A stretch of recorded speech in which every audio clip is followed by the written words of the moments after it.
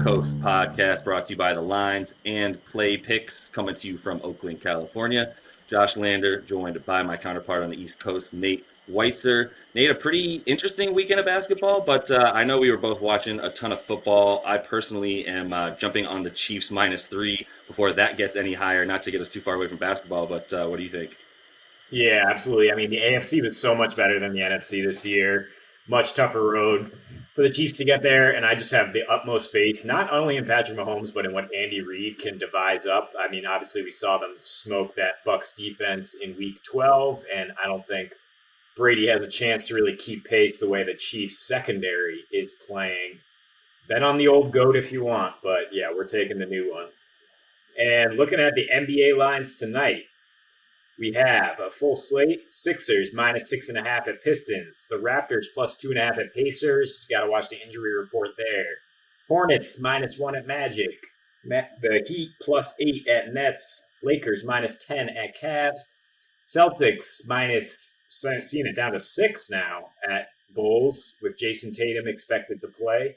Spurs +2.5 at Pelicans. Nuggets -1.5 at Mavs. Wolves +8 at Warriors, and the Thunder are +5 at the Blazers. So that's a lot to pick from, Josh. What do you like?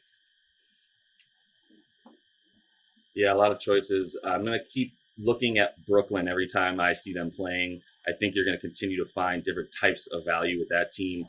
They're favored by 8 against the Heat, as we said. The Heat are, obviously continue to be riddled with injuries. Hero will be out again. Goran is day-to-day, although he did play in the game against them a couple of days ago, and I do believe he's expected to play. If Goran does play, I like them to cover that large spread again. I have no reason to believe the Nets can cover these large spreads when they can't stop anyone.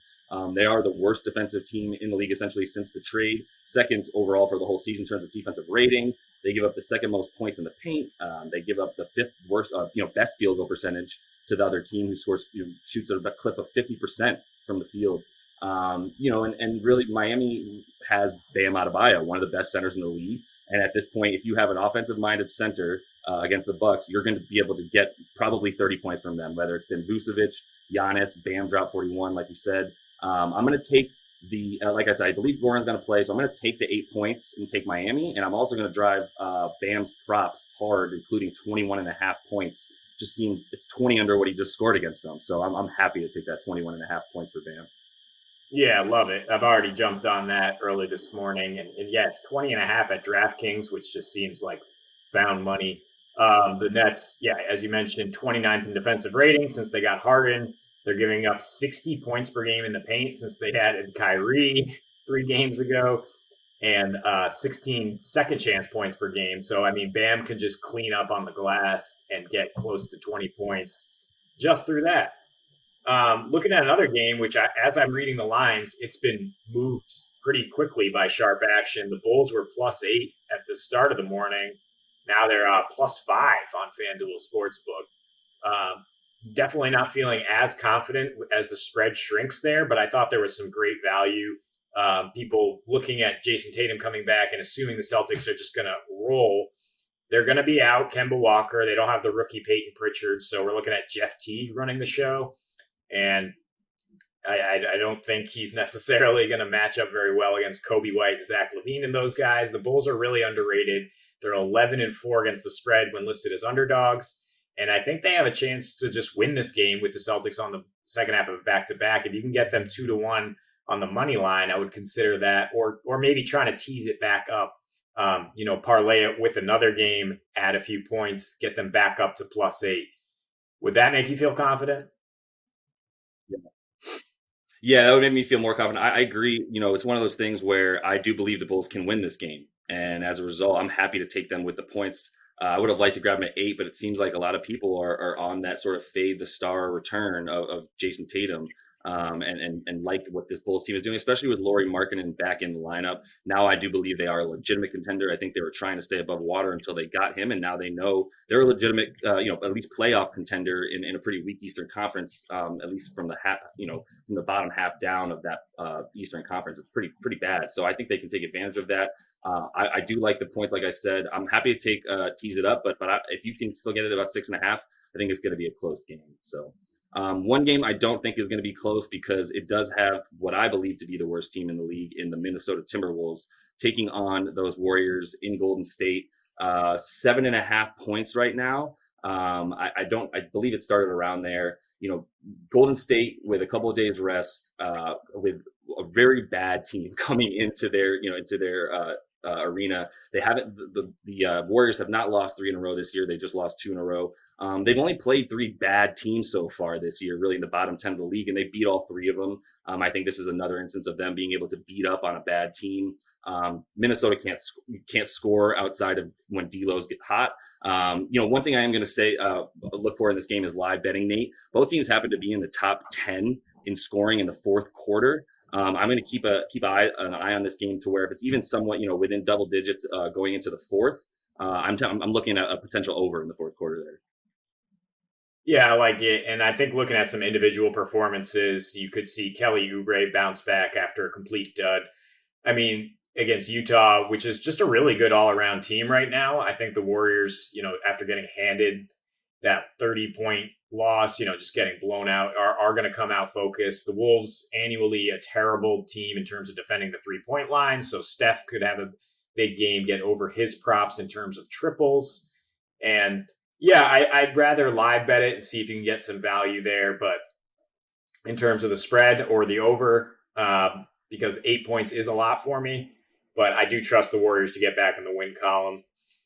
And looking at a team that's been hot lately, the Denver Nuggets, after a 1-5 start, they're 8-3, fourth best offensive reading in the leagues in that span, and they just got Michael Porter Jr. back. They also just got bubble Jamal Murray back, apparently, as he's been hot lately. I think they can handle the shorthanded Mavs who are still out. Dorian Finney-Smith, Josh Richardson, Maxi Kleber, and Dwight Powell. Yes, they get Porzingis back after they were just embarrassed on Saturday night without him. But if he even gets into early foul trouble, they have no answer for Jokic. I mean, he can't stop Jokic anyway. Nobody can. The man is averaging 27, 12.5, and 8 assists per game over that 11-game span. And I think the Nuggets, who are 8-3 so far straight up when they're listed as favorites, get another win here and cover that small spread.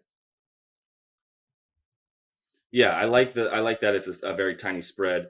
I am going to continue to look at props for both of those, MVP candidates and Joker and Luka.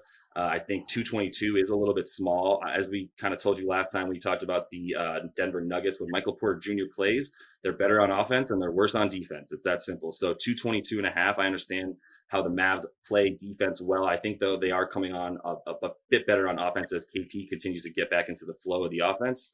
So I'm happy to take the 222.5 points over that.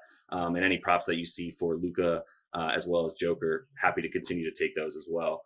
A few quick, or at least one quick hit for you on my end here, Nate. Just keeping an eye on the Raptors and the Pacers. The Pacers just got beat by those same Raptors at home without Kyle Lowry or Pascal Siakam playing.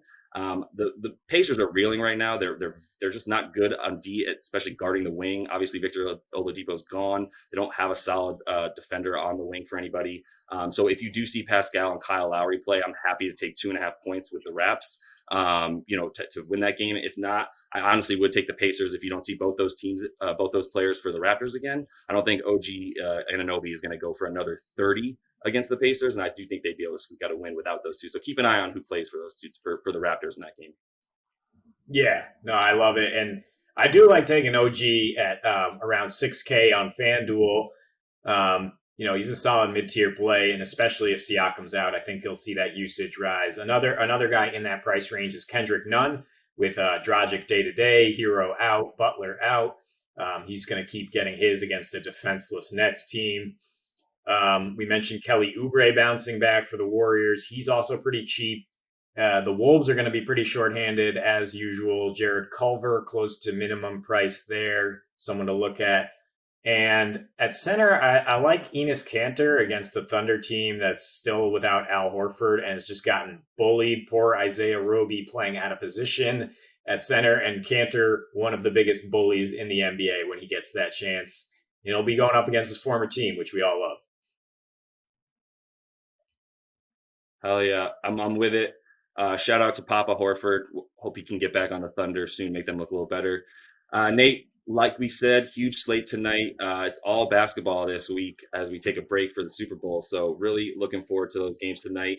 We'll be sticking on it. Jump in the comments, like and subscribe for us if we're picking those winners for you. We're definitely staying well above 500 this year. We'll be back again tomorrow. Looking forward to it, y'all. Happy betting.